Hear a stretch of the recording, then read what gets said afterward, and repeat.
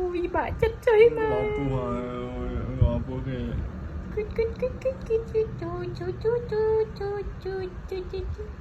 Bà chết mệt đấy bro.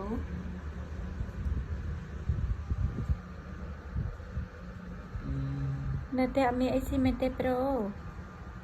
Mấy bạn bro bà chết. Bro thơ mắc chân thật ấy.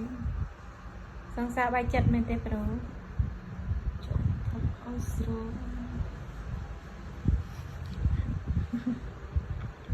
Hả? Thoát à?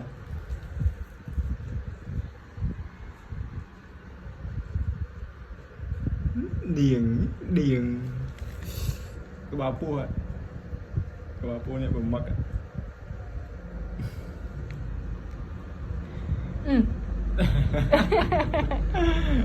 Phóng đó cái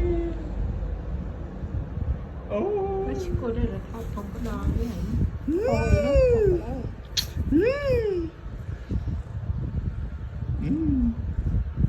ai cứ chơi mới ơi.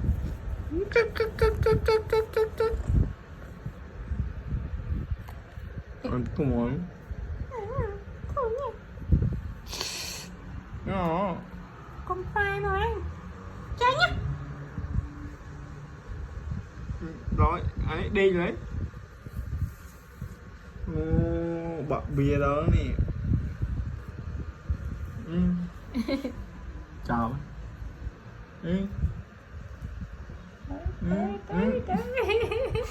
Ai dạy. Ồ, đang khôn toàn.